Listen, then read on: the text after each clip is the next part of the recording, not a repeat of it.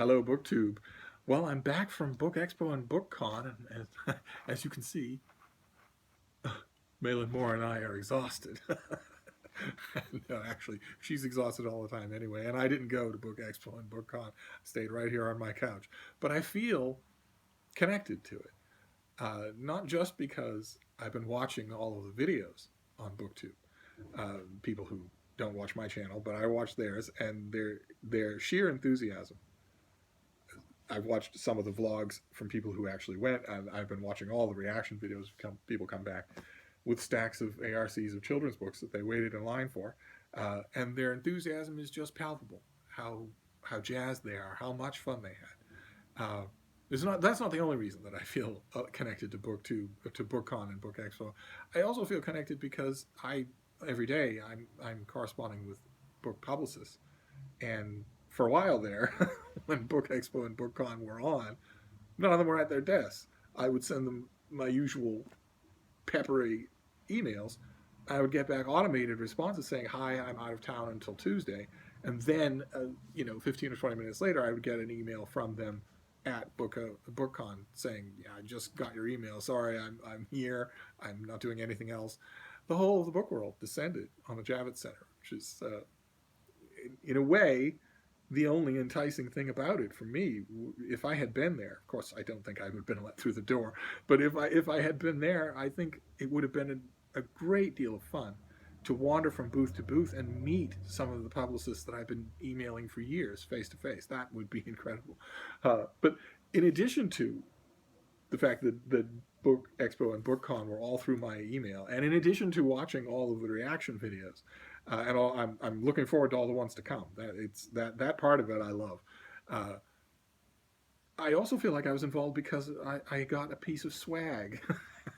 I got a piece of Book Expo type swag in the mail, and I thought I would share it with you. The book in question was this: Paradise Valley by C.J. Box, which is these are C.J. Box is a really good uh, adventure, rural mystery thriller writer. He really knows what he's doing. You're hooked from the very first page. Uh, that was the book in question. The book came with this a He-Manly toolbox. It came with this. I wanted to explore it together. It probably has all sorts of publicity material inside, but let's take a look and see. Because it's a very He-Manly series. Yeah. Let's see what we have here. Okay, well, the main thing we have here is actually makes a lot of sense, which is previous CJ Box books. How many times uh, have I received a book like this in the mail here on camera and said, well, the thing that I'm missing here is the previous 10 or 11 volumes, or however big the series is. And this kind of takes the sting out of that. This is backlist, most recent backlist. Very good, very smart. And what have we got here? This is a 5-in-1 key tool doohickey. That is the actual name of it, a doohickey. It's a bottle opener. There's a blade in there, I think, of some kind. Uh, it's a hook that you can attach it to your belt. It doesn't actually say what the 5-in-1 is.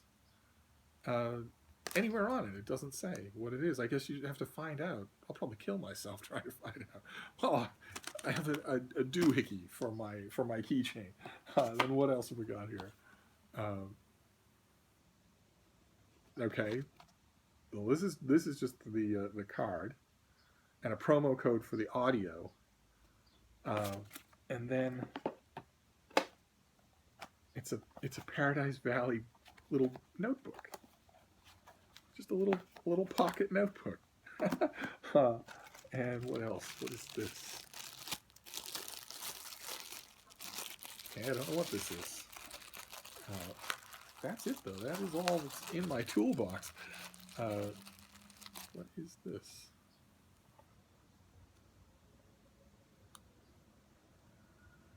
Oh, I think that it's meant to be a keychain light.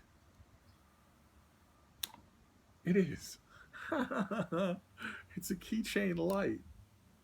Isn't that hilarious? I guess if you're stuck somewhere and you need to read. Okay, so there's a little bit of BE of BookCon and Book Expo at home. We've got a belt doohickey, uh, a reading light, uh, a little notebook, uh, three backlist titles, and the book itself, Paradise Valley, which is about one investigator who's dedicated herself, she's dedicated her career to catching a serial killer called the Lizard King, who abducts and tortures and then kills truck stop prostitutes. And she believes she's finally got the goods on him. She believes she's finally got a way to catch him when her whole world comes apart. She's just on the edge of doing that when her whole professional world comes apart, and suddenly she's faced with the prospect of either giving up and maybe becoming a victim because he knows that she's after him, or finding some non-official way to track, chase, and capture him. And it's fairly familiar Clarice Starling territory for the first 50 or 60 pages, and then it takes a swerve, and you don't know what's going to happen.